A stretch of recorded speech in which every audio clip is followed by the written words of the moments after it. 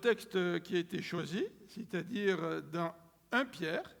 Et avant de lire le texte, je voudrais juste parler à Alexandre, le technicien. Est-ce que je peux enlever le micro?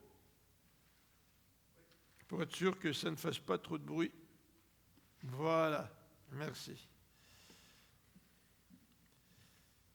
Donc, nous lisons dans 1 Pierre, au chapitre 1er, dans la version de la Bible du Semeur, 1 Pierre, chapitre 1er, verset 3. 1 Pierre 1er, verset 3.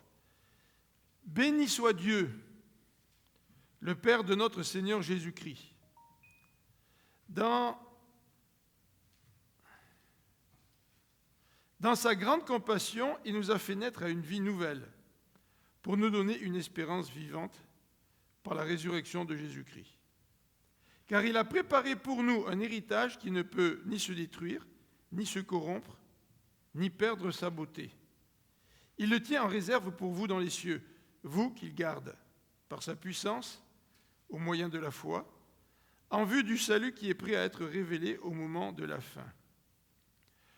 Voilà ce qui fait votre joie. Même si actuellement il faut que vous soyez attristés pour un peu de temps par diverses épreuves. Celles-ci servent à éprouver la valeur de votre foi.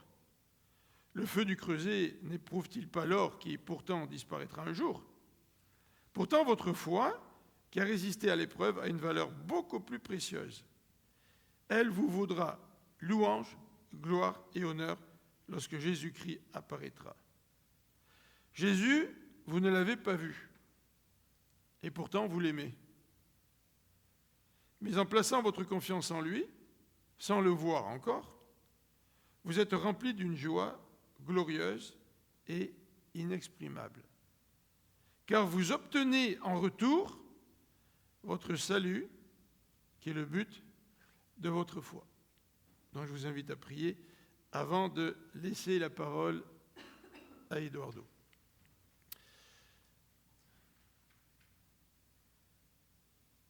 Seigneur, merci parce que nous avons 1001 raisons de bénir ton nom, de te louer et de te célébrer. Et merci parce que ce matin, nous allons, à travers de ce texte, regarder ensemble pourquoi Pierre nous encourage à bénir Dieu, à bénir notre Père. Et Seigneur, nous voudrions ce matin t'adorer au travers de cette écoute de la parole de Dieu, au travers de l'application de cette parole dans notre vie. Nous voudrions, Seigneur, non seulement te bénir, te louer, mais aussi garder dans notre cœur cette joie que tu procures au travers de ta compassion envers nous, ou par ta compassion envers nous. Donc Seigneur, ouvre notre cœur, ouvre notre intelligence. Permets-nous de mettre toujours mieux en pratique cette parole que tu nous as laissée. C'est dans le nom de Jésus que te prions, notre Dieu. Amen. Alors, Pasteur Eduardo, bienvenue. Merci, Philippe. Oh, là j'entends une voix. Pour l'instant, je ne vois pas d'image. Est-ce que vous voyez une image? Oui, vous voyez une image, c'est fantastique. Donc voilà, alors c'est à toi. Merci. Bonjour, chers frères et sœurs. Ce beau texte biblique a de nombreuses leçons à nous apprendre. Nous sommes tous confrontés à des situations difficiles dans la vie. Parfois, une personne très proche meurt. Parfois, un membre de la famille fait face à une maladie difficile. La vérité est que nous faisons face à de jours difficiles dans la vie. C'est naturel dans le monde déchu. Jésus-Christ lui-même nous a dit ce que suit. Il fallait que je vous dise aussi cela pour que vous trouviez la paix en moi. Dans le monde, vous aurez à souffrir bien des afflictions. Mais courage, moi, j'ai vaincu le monde. La question est donc pas de savoir si nous rencontrons des difficultés ou non. Jésus a dit que nous traverserons des afflictions. La question est de savoir comment avons-nous agi, c'est-à-dire quelle a été notre réaction aux problèmes de la vie. Parfois, nous échouons, parfois, nous échouons. Avons-nous perdu notre paix? Avons-nous perdu le courage d'affronter les problèmes? Nous pouvons perdre notre force dans les mauvais jours. C'est naturel. Mais Jésus nous a mis au défi d'agir différemment. Nous devons avoir la paix en lui et avoir du courage. La Bible nous met toujours au défi d'agir différemment de ce qui est naturel, d'agir différemment de ce que notre faible nature terrestre nous amènerait à faire. Et non parce que nous sommes forts, mais grâce au Seigneur. Dans le texte lu, Pierre nous donne des indications précieuses sur la façon dont nous devons faire face à des circonstances difficiles. Pour être plus précis, il nous met au défi d'avoir la joie en toutes circonstances, même face aux épreuves. Il est intéressant de voir comment Pierre, avant de commencer à écrire sur la joie, avant d'écrire sur la source de notre joie, il bénit le Seigneur. Et c'est intéressant parce que c'est en comprenant la vraie joie que nous pouvons bénir le Seigneur. Lorsque nous sommes nourris par la source de la joie, nous pouvons bénir le Seigneur pendant les épreuves. Parce qu'il n'est pas toujours facile de bénir le Seigneur. Comme je le dis dans la réflexion du mercredi 12 mai, l'être humain a une très forte tendance à murmurer. Mais j'ai découvert que les Québécois ne murmurent pas. Les Québécois chialent.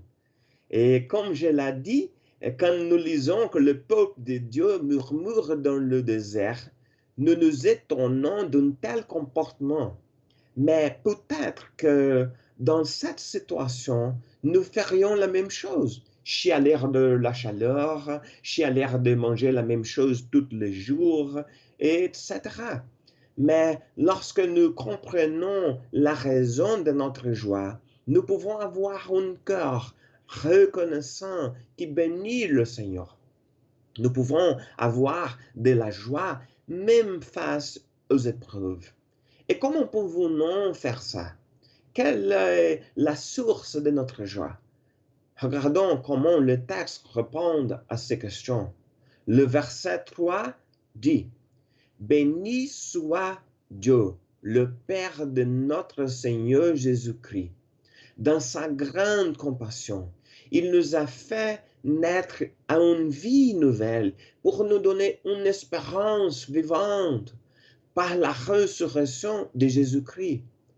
Tout d'abord, nous pouvons avoir de la joie parce qu'il nous a fait naître à une vie nouvelle. Il nous a donné une nouvelle vie. Nous étions esclaves du péché. Nous avons été condamnés à mort. Mais il nous a donné une nouvelle vie et a pardonné nos péchés. Qu'importe la gravité de nos péchés, qu'importe notre péché, par exemple, Jésus a dit aux criminels qui étaient à ses côtés sur la croix, « Vraiment, je te l'assure, aujourd'hui même, tu seras avec moi dans le paradis. » Les erreurs et les péchés que nous avons commis dans le passé ont effacé par Jésus. Le vieil Eduardo n'est plus. J'ai une nouvelle vie. De plus, il est important de se rappeler qu'il nous a fait naître à une vie nouvelle à cause de sa grande compassion. Nous n'avons pas reçu cette nouvelle vie parce que nous la méritons. Nous ne sommes pas payés parce que nous sommes de bonnes personnes. Nous ne sommes pas payés parce que nous sommes religieux. C'était à cause de sa grande compassion. C'était par sa merveilleuse grâce. Comme le dit Éphésiens 2, verset 8, car c'est par grâce que vous êtes sauvés. Nous ne méritons pas la nouvelle vie.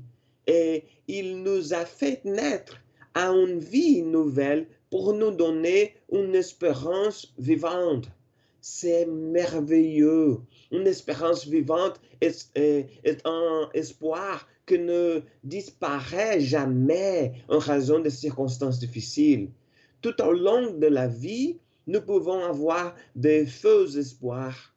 Au Brésil, on dit que l'espoir est la dernière chose qui meurt.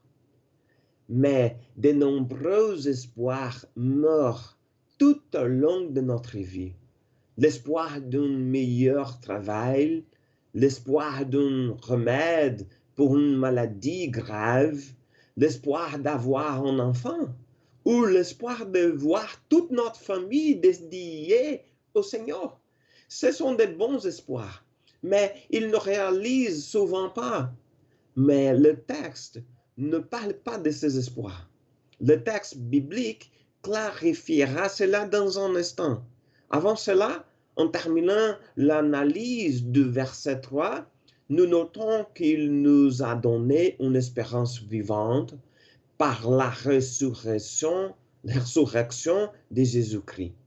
C'est à travers la résurrection de Jésus que nous avons cette expérience vivante. En même temps, la résurrection de Jésus est la garantie que Dieu nous a donnée qu'il nous ressuscitera. Ensuite, le texte commence à préciser que cette expérience ne concerne pas les choses terrestres. L'apôtre Paul dit que la même puissance qui a agi pour ressusciter le Seigneur Jésus d'entre les morts agira pour ressusciter nos corps mortels. Donc, pour nous, la mort ne sera jamais la fin. La victoire de Christ, sa résurrection, nous donne une expérience vivante que nous serons ressuscités et vivrons avec lui pour toujours. Il est important de se souvenir du début du verset. Notre nouvelle vie, c'est-à-dire notre régénération, était déjà le premier pas que Dieu a fait dans nos vies. Le début de notre vie éternelle était à notre vie nouvelle naissance, à notre conversion. Ainsi, notre salut était garanti sur la croix. Notre vie éternelle a commencé lorsque nous avons reçu notre nouvelle vie. C'est-à-dire que maintenant, nous attendons la consommation finale de notre salut. Et la deuxième raison pour laquelle nous pouvons avoir de la joie est au verset 4. C'est-à-dire, le verset 4 dit, « Car il a préparé pour nous un héritage qui ne peut ni se détruire, ni se corrompre, ni perdre sa beauté. Il le tient en réservé pour vous dans les cieux. » Il a préparé pour nous un héritage extraordinaire. Un héritage est un patrimoine laissé par une personne décédée et transmis par succession. Et habituellement, les héritiers sont la famille de la personne décédée. Cela nous rappelle une chose de très importante. Nous sommes la famille de Dieu. Nous sommes ses enfants. Comme Jean chapitre 1 verset 12 nous l'enseigne, à tous ceux qui croient en Jésus-Christ, il a accordé le privilège de devenir enfants de Dieu. Mais en plus, pour les Juifs, le mot héritage rappelle la promesse que Dieu leur avait donnée, la terre promise, Canaan. Mais notre terre promise est bien meilleure que Canaan. Pour clarifier cela, l'apôtre Pierre met en évidence dans ce passage 4 qualités de l'héritage extraordinaire que Dieu nous a préparé. Et les 2 premières qualités sont profondément liées, c'est-à-dire un héritage qui ne peut se détruire ni se corrompre, c'est-à-dire un héritage indestructible et incorruptible. Cela signifie que notre héritage ne périt pas, il ne se corrompt pas. Dans l'original, le premier terme de se détruire faisait référence à une terre qui ne pouvait pas être dévastée pour une armée hostile. Et le deuxième terme, se corrompre, a le sens de quelque chose qui ne peut pas être entaché par le mal. Notre héritage ne peut être détruit ni même entaché par le mal. La troisième qualité, on a un héritage qui ne perd pas sa beauté. Ça a l'air bizarre. Comment avoir un héritage qui ne perd pas sa beauté? Qu'est-ce que ça veut dire? Le mot grec était utilisé pour désigner une fleur qui ne se fanait pas ou ne perd pas sa beauté avec le temps. Le terme suggère une beauté surnaturelle que le temps ne peut pas endommager. En d'autres termes, notre héritage ne peut pas être endommagé par le temps. Enfin, c'est un héritage céleste. Notre héritage n'est pas terrestre. Il est lié à une nouvelle existence eschatologique. Il l'a préparé pour nous au ciel. Cet héritage ne peut pas se perdre. Le Seigneur l'a préparé pour nous. Nous profiterons pour toujours de notre héritage céleste. C'est un héritage que nous ne méritons pas. Tout le résultat de sa grande compassion. Béni soit le nom du Seigneur pour cet héritage extraordinaire qu'il nous a préparé. Quelle raison de joie! La troisième raison pour laquelle nous pouvons avoir de la joie se trouve au verset 5. Vous qu'il garde par sa puissance au moyen de la foi, un jus du salut qui est prêt à être révélé au moment de la fin. Il nous garde. Il nous garde par sa puissance. C'est-à-dire que le Dieu Tout-Puissant nous garde.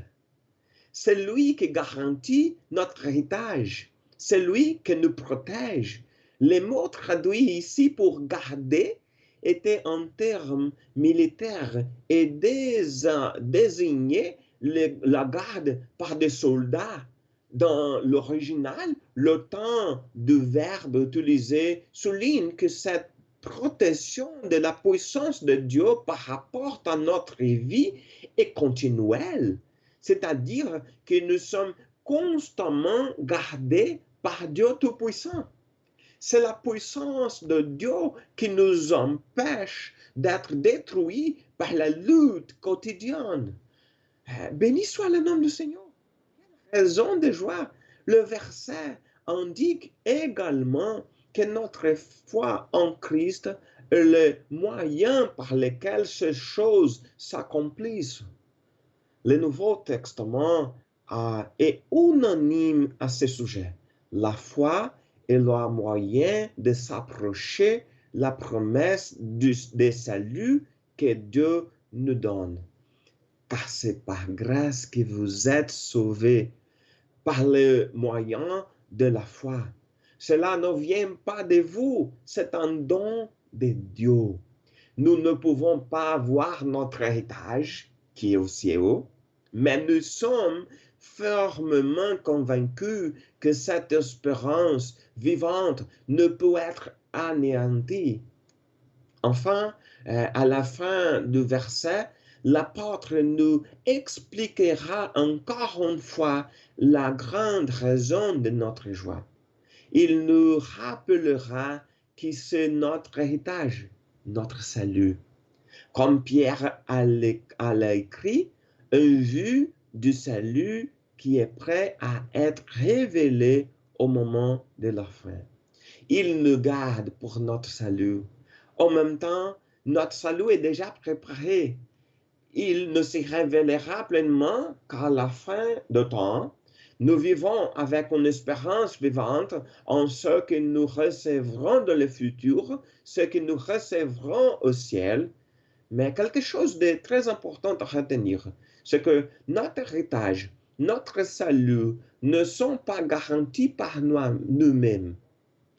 Il est gardé par le Seigneur. Le Seigneur a préparé notre héritage et il nous le donnera. Rien ni personne n'a le pouvoir de détruire notre héritage, car c'est le Seigneur qui le garde. C'est lui qui garantit notre salut. C'était à cause du Christ, à cause de sa victoire sur la mort. Par conséquent, même face à des circonstances difficiles, aux problèmes qui nous arrivent, nous pouvons avoir la joie. Nous pouvons bénir le Seigneur pour tout ce qu'il nous a donné et pour ce qui nous est réservé au ciel. Béni soit le Seigneur. Quand nous comprenons vraiment notre salut dans toute sa dimension et son ampleur, nous aurons de la joie et serons reconnaissants envers le Seigneur. Béni soit le Seigneur. Que le nom du Seigneur soit béni non seulement par notre bouche, mais que le Seigneur soit glorifié à travers nos vies. Puissons-nous avoir la joie du Seigneur en toutes circonstances. Que Dieu vous bénisse et tout, et je laisse la parole à Philippe.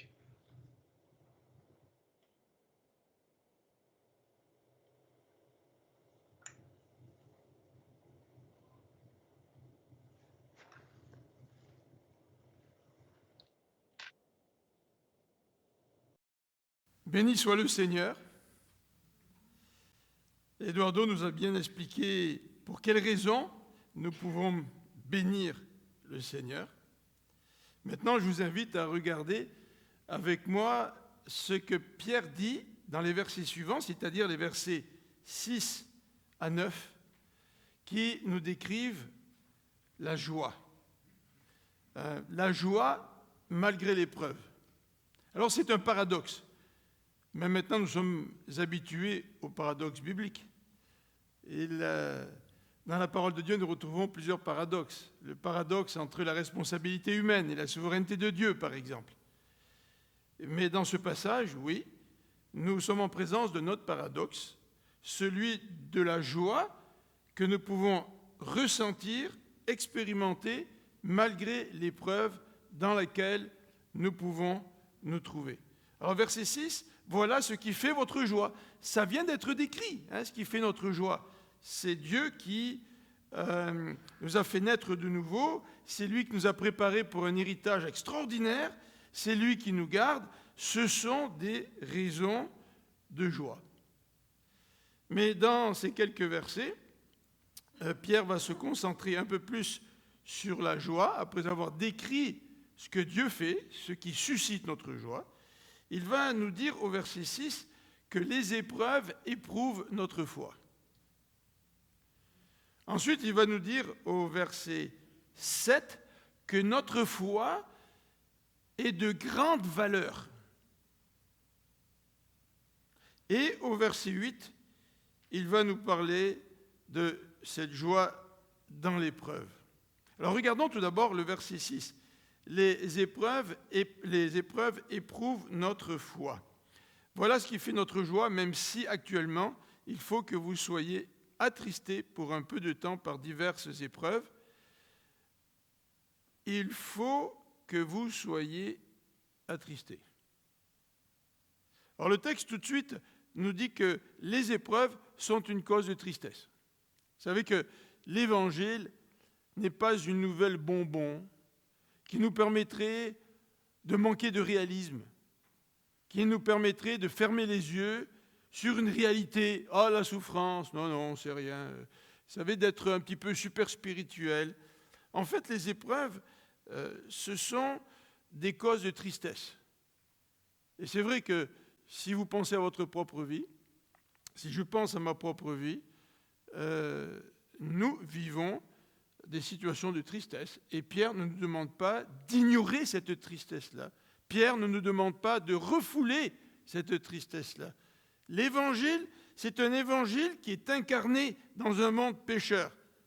Jésus s'est incarné et Jésus nous a présenté une bonne nouvelle, mais cette bonne nouvelle, elle nous est présentée dans le contexte qui est le nôtre. Et le contexte qui est le nôtre comprend des épreuves qui sont pour nous une cause de tristesse. Alors loin de gommer, d'effacer la lourdeur des épreuves ou la tristesse des épreuves, la Bible l'admet.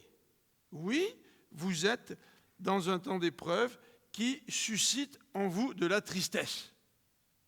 Mais la Bible va nous dire, au lieu de refuser la réalité, par le miracle de la grâce de Dieu, nous avons dans notre vie une cohabitation entre la tristesse et la joie. C'est ça le paradoxe chrétien. Alors nous pouvons très bien pleurer dans l'épreuve et en même temps avoir une joie qui nous habite. Et de pleurer n'est pas un signe d'immaturité spirituelle. Au contraire, de pleurer ou d'éprouver la tristesse, c'est le signe d'une réalité. Puisque le texte nous dit ici, il faut que vous soyez attristés. C'est en quelque sorte un genre de nécessité parce que nous faisons partie d'un monde pécheur. Et ça fait partie de la réalité que d'être éprouvé. Ça fait partie de cette vie terrestre que de passer à travers des épreuves. Donc l'évangile n'est pas un évangile bonbon qui nous dit que nous allons marcher sur un chemin de roses, un évangile un peu romantique qui nous ferait sortir de notre lot d'êtres humains. Et ce qui caractérise notre humanité, c'est bien ce fléau qui nous accable, c'est celui du péché. Et ce n'est pas parce que le Seigneur va nous sauver qu'il fait de nous des gens parfaits. Non, le monde, dans sa nature même, est marqué par le péché. Et il faut qu'en tant que chrétiens, nous puissions vivre dans ce monde. Il le faut. Nous sommes dans ce monde pécheur. Alors n'essayons pas de prêcher un évangile bonbon où tout va bien, où nous survolons nos épreuves de haut, mais au contraire, le texte biblique nous dit il faut que vous passiez à travers ces épreuves. Et il va nous en donner une raison. Et ces épreuves, elles vous attristent. Et c'est normal qu'elles vous attristent. Alors, le texte va rajouter au verset 6 que ces épreuves durent un peu de temps.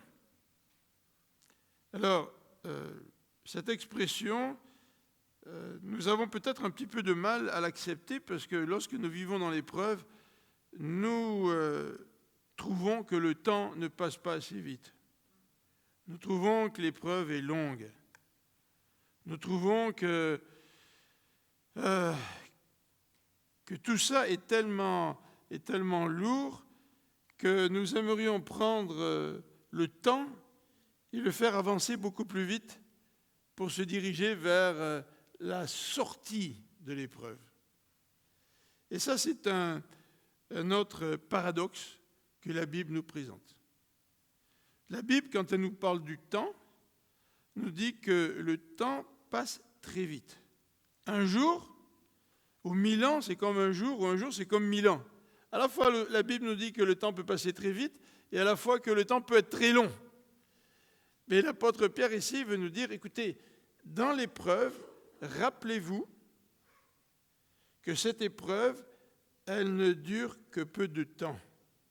Même si ça vous paraît long, ça ne dure que peu de temps. Vous vous rappelez ce que dit Moïse dans le psaume 90, je pense que l'être humain est comparé à cette fleur qui pousse le matin et face à la chaleur du jour, souffre, sèche et finit par disparaître le soir. Donc notre vie n'est qu'une fumée.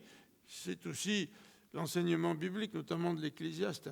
Notre vie est une fumée, c'est une vanité, ça passe, c'est une vapeur. Vous savez qu'au Québec, quand il fait froid, puis Eduardo va l'expérimenter quand il va venir, quand il va souffler, il va avoir son haleine, puis ça ne va pas prendre une couple de secondes, que pouf, il n'y a plus rien. Et notre vie est comparée à cela, dans la Bible. Donc, la question du temps, c'est une question qui est relative. C'est sûr que nous souffrons, c'est certain. C'est certain que nous pouvons trouver ça long. C'est toujours trop long quand on souffre. Mais en même temps, dans la perspective de Dieu, dans la perspective de l'éternité, ces épreuves ne durent qu'un temps. Et ça nous donne de l'espérance et de l'espoir. Parce que nous savons qu'à un moment donné, les épreuves vont se terminer. Et nous savons qu'à un moment donné, aussi long que cela puisse paraître, que ces épreuves vont faire place à cette éternité bienheureuse dans laquelle nous vivrons en présence du Seigneur. Donc les épreuves sont une cause de tristesse, elles durent pour un peu de temps, mais elles éprouvent évidemment notre foi. Et c'est ce que le verset 7 va souligner en rajoutant un élément nouveau, c'est que notre foi, elle a de la valeur. Vous savez, la foi, ce n'est pas juste un sentiment subjectif. Ah, tu crois en Dieu, ça te fait du bien, ben, tant mieux pour toi. Moi, je crois à mes petites pierres, ou je crois à la réincarnation, ou je crois en rien. Si ça me fait du bien de croire en rien, ben, tant mieux, ça te fait du bien de croire en Dieu, tant mieux. Non, la foi d'un chrétien, c'est beaucoup plus que ça. L'apôtre Paul, ici, compare la foi à de l'or qui est éprouvé. Et c'est l'image que le texte nous donne, l'image du feu et de l'or. Vous savez, dans des métaux, en particulier de l'or, il y a toujours des impuretés. Et quand on fait chauffer les métaux, nous pouvons rendre liquide ce métal solide. Et une fois qu'il est liquide, nous pouvons le passer, le filtrer pour en enlever toutes les impuretés. Et le texte ici nous dit que le feu aussi éprouve l'or. Et cet or fait partie de la création de Dieu qui va disparaître. Parce que Dieu, à un moment donné, va créer des nouveaux cieux et des nouvelles terres. N'est-ce pas? Donc, tout ce qui est matériel ici, tout ce à quoi nous nous accrochons parfois, un jour, ça va disparaître. De toute façon, nous aussi, notre corps va disparaître. Mais l'apôtre Pierre est en train de dire ici, même ce qui pour nous est le plus précieux. Vous savez que parfois, l'or, même dans le domaine financier, sert de valeur de refuge. Et on dit que l'or est extrêmement précieux. Il y a d'autres choses qui sont précieuses, surtout dans le monde moderne. En particulier, on parle de l'or bleu. On fait allusion à l'eau. Et le Canada est très riche en or bleu. Mais évidemment, à l'époque et pendant des siècles et des siècles, l'or, ça a été toujours ce qui était le plus précieux. Donc ici, l'auteur compare notre foi à de l'or. Ça veut dire que chacun d'entre nous, nous avons quelque chose d'extrêmement précieux en nous, c'est cette foi. Et en rapport avec cette foi, il nous dit, cette foi a d'autant de valeur qu'elle a résisté. Et cette foi qui a résisté à l'épreuve est plus précieuse que l'or qui a résisté lorsqu'on a voulu le purifier. Vous vous rappelez, même dans 1 Corinthiens, l'apôtre Paul compare nos œuvres à quelque chose qui dure et d'autre part à quelque chose qui peut disparaître. Qu'est-ce qui disparaît? Le foin, la paille, le bois. Tu veux le tester avec le feu, ça brûle, ça disparaît. Mais les métaux précieux comme l'or, l'argent, comment on appelle ça, pas les bijoux, mais les diamants, n'est-ce pas? Ça peut être testé. Et le test fait ressortir la valeur de l'or, de l'argent, etc. Et le texte ici nous dit que notre foi qui a résisté est beaucoup plus précieuse que l'or. Si tu pouvais ramasser énormément d'or et le mettre de côté, la Bible te dirait que ta foi a plus de valeur que cela. La valeur de notre foi. Remarquons dans le texte là, que 2 fois l'expression valeur est utilisée. Au verset 7, celles-ci, c'est-à-dire les épreuves, servent à éprouver la valeur de votre foi. Et à la fin, ou la deuxième partie du verset 7, il nous dit, pourtant votre foi, qui a résisté à l'épreuve, a une valeur beaucoup plus précieuse. Donc Pierre met énormément d'accent sur la valeur de notre foi. Dans ce verset 7, il va rajouter un élément qui est important, c'est que votre foi, et remarquez qu'il emploie l'expression « votre ». Et Eduardo nous a dit tout à l'heure que la foi est un don de Dieu. Mais quand Dieu te donne la foi, cette foi qu'il te donne, elle devient ta foi. Et ce n'est pas ta foi parce que tu es meilleur que l'autre, puisque c'est Dieu qui te l'a donnée. Mais la foi que tu exerces, d'après le vocabulaire qu'utilise ici Pierre, c'est ta foi. Et cette foi te vaudra louange, gloire et honneur lorsque Jésus-Christ apparaîtra.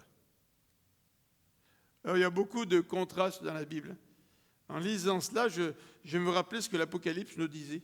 L'Apocalypse nous dit que les couronnes que le Seigneur va nous donner, et je pense que c'est une autre façon de dire ce que ce texte est en train d'affirmer, c'est que notre foi, qui aura résisté à l'épreuve, va être en quelque sorte récompensée. Elle va être l'objet de la louange.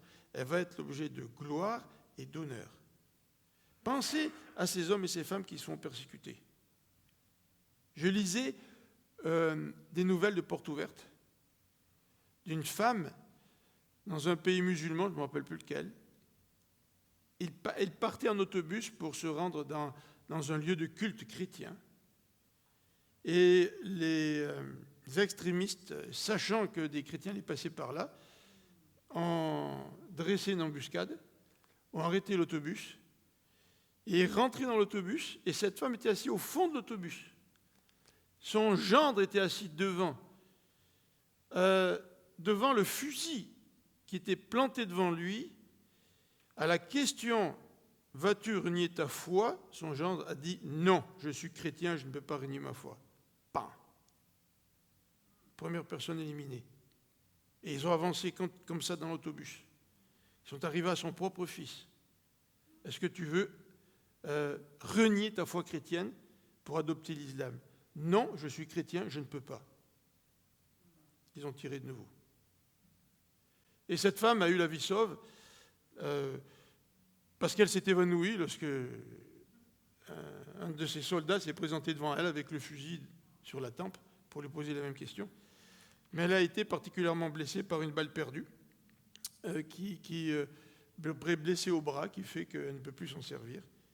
Mais quand cette femme parle de cette épreuve, la souffrance de l'absence de son fils, de son gendre, en même temps, elle dit qu'elle a une joie dans son cœur parce que son fils et son gendre n'ont pas renié le Seigneur. Ce paradoxe de la souffrance qui vit avec la joie dans le cœur de quelqu'un. Et cette foi qui est éprouvée, eh bien, elle vaudra pour cette femme louange, gloire et honneur. Même si dans l'Apocalypse, il nous est dit que ces couronnes que nous allons recevoir, nous allons les prendre sur nos têtes et nous allons les mettre aux pieds du Seigneur Jésus.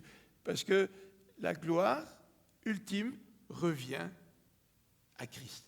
Mais cela n'empêche pas que notre foi qui va être éprouvée va nous valoir louange, gloire et honneur.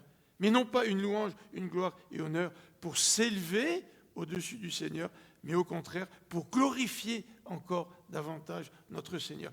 Ta foi, ma foi, c'est extrêmement précieux, nous dit Pierre. Verset 8, le verset 8 nous dit « Jésus, vous ne l'avez pas vu, et pourtant vous l'aimez.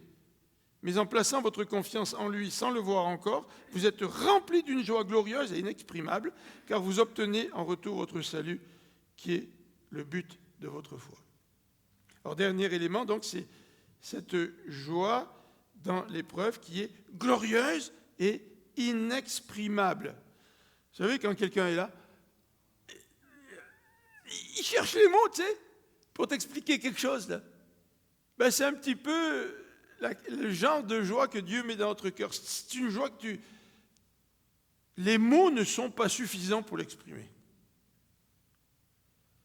Alors, qu'est-ce que dit Pierre au sujet de cette joie? Il commence le verset en disant « Jésus, vous ne l'avez pas vu, pourtant vous l'aimez. » D'habitude, on dit « loin des yeux, loin du cœur ». Mais ce n'est pas vrai dans le domaine spirituel. Dans le domaine spirituel, nous aimons Jésus, même si nous ne l'avons pas vu physiquement. Si nous l'aimons, pourquoi? Parce qu'il est venu toucher notre cœur. Il est venu nous changer. Il s'est révélé à nous. Et nous l'aimons. Et Pierre continue en disant, c'est la même chose pour la foi. En plaçant votre confiance en lui, sans le voir encore, vous êtes remplis d'une joie inexprimable. C'est-à-dire que tu ne l'as pas vu, Jésus, mais tu as tout de même confiance en lui. Et c'est cette foi qui va produire en vous cette joie glorieuse et inexprimable, inexplicable. Inexprimable. Ça, c'est quelque chose. Hein. Je veux dire, on est rationnel. Hein. Comment pouvons-nous comprendre ça de manière rationnelle? Est-ce que c'est l'intention de Pierre que nous puissions comprendre cela de manière rationnelle? Ben oui, dans une certaine façon, oui. Pierre nous explique, que notre foi elle a une grande valeur, il nous explique pourquoi. Mais ça dépasse l'entendement, ça dépasse notre intelligence. C'est quelque chose qui se vit.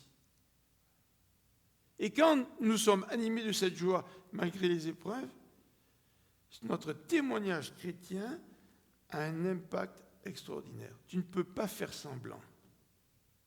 Il y a quelque chose dans ta vie qui te bouleverse. Il y a quelque chose dans ta vie qui te change. Il y a quelque chose dans ta vie qui fait en sorte que l'épreuve est transformée par la joie. Elle est réelle. La souffrance est réelle. Les tourments sont réels. Les tristesses sont réelles. Nous ne fermons pas les yeux sur la réalité, mais Dieu agit de telle sorte dans notre vie que nous expérimentons une joie glorieuse et inexprimable. Ça fait partie de la croissance chrétienne, hein, parce que honnêtement, là, si vous pensez à certaines épreuves que vous avez eues, que j'ai eues, j'ai pas toujours vécu cette joie-là. Mais le Seigneur veut saisir ces occasions de souffrance, de tristesse, pour nous faire grandir, pour que nous puissions de plus en plus apprendre à vivre cette joie dans les épreuves. Alors, là, en conclusion, je voudrais terminer par ce verset 9. « Car vous obtenez en retour votre salut qui est le but de votre foi. » Qu'est-ce que cette foi produit? Oui, la joie. Oui, la foi dans tout ce que Dieu a fait, ce que Eduardo nous a décrit, l'action de Dieu dans notre vie. Il nous a fait naître une vie nouvelle. Il a préparé pour nous un héritage extraordinaire. Il nous garde. Ça, c'est une raison de joie.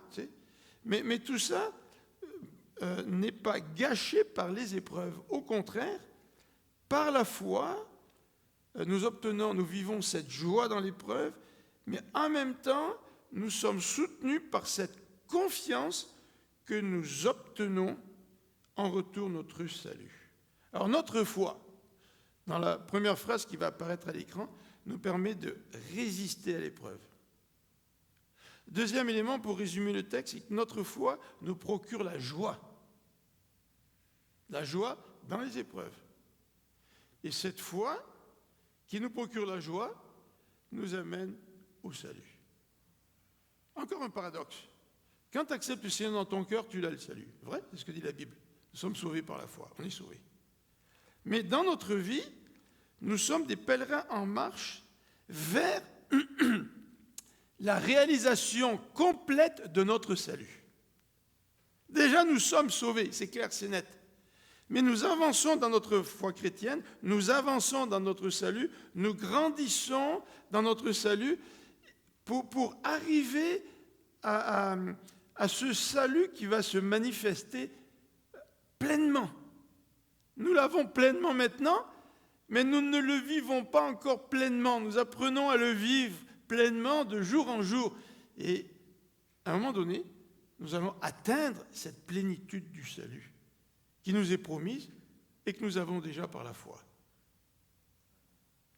La joie dans les épreuves. Avons-nous des raisons de nous réjouir dans le Seigneur?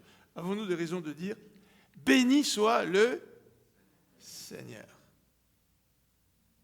Et est-ce que nous le disons simplement avec une compréhension intellectuelle, parce qu'on a regardé un texte ce matin? Oui, ça c'est le début. Oui, je peux bénir le Seigneur avec ma compréhension que j'ai aujourd'hui. Mais peut-être que demain, je vais bénir le Seigneur avec une nouvelle expérience de ma vie avec lui. Après-demain, je peux continuer à bénir le Seigneur parce que je l'aurais vu encore davantage agir dans ma vie. Et dans un mois, dans un an, dans 10 ans, dans 20 ans, je pourrais encore bénir le Seigneur avec plus d'intensité, avec plus de reconnaissance, sans toutefois avoir encore saisi pleinement ce qu'est le salut. Notre vie chrétienne, c'est une marche dans la progression lorsque nous bénissons le Seigneur. Alors je peux aujourd'hui bénir le Seigneur. Tu peux aujourd'hui bénir le Seigneur de tout ton cœur, même si je ne comprends pas tout, même si nous ne comprenons pas tout. Mais peut-être que dans 6 mois, dans un an, après de passer à travers certaines épreuves, je vais pouvoir bénir le Seigneur de manière encore différente. Vous vous rappelez le témoignage de Stéphane? Stéphane peut bénir le Seigneur aujourd'hui d'une manière différente qu'il bénissait le Seigneur il y a 2 ans en arrière. Et notre prière, et je suis sûr que c'est le désir de Pierre, c'est que nous aussi, nous puissions continuer à bénir le Seigneur et à expérimenter cette joie, même lorsque les épreuves vont arriver, même dans la tristesse. Notre foi, c'est quelque chose qui a de grandes valeurs que Dieu nous a données. C'est plus précieux que l'or. Je vous invite à prier avec moi avant de recevoir la bénédiction du Seigneur.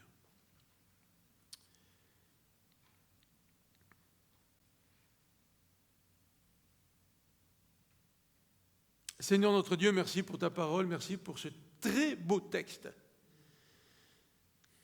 Merci pour ce que tu as fait pour nous, tu nous as sauvés, tu nous as donné une vie nouvelle. Tu nous as fait naître, c'est encore mieux, puisque tu changes notre nature à une vie nouvelle. La vie nouvelle, c'est plus qu'un cadeau, c'est une transformation. Merci Seigneur, parce que tu as préparé pour nous un héritage extraordinaire. Nous ne pouvons pas le perdre. Il n'est pas sensible aux aléas de la situation économique. Il est beau.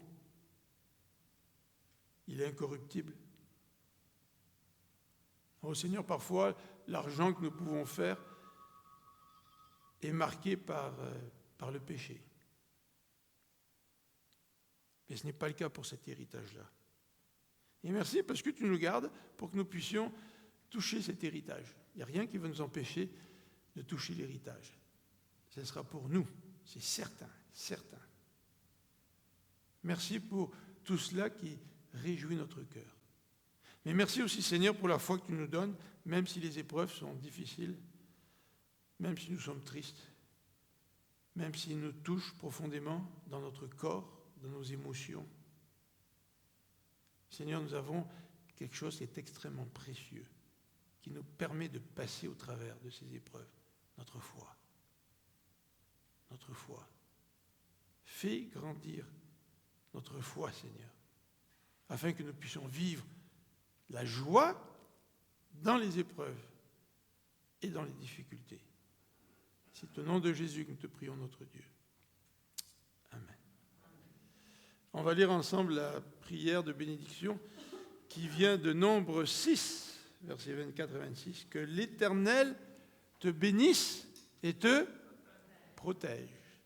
Que l'Éternel te regarde avec bonté.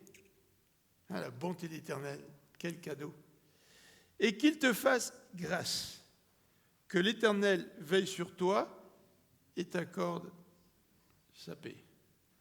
Alors, je vous souhaite une bonne longue fin de semaine, Que l'Éternel veille sur nous durant cette longue fin de semaine et durant tous les jours de la semaine. Et nous souhaitons aussi que l'Éternel accompagne Eduardo durant ce voyage jusqu'à Recife en fin de semaine prochaine.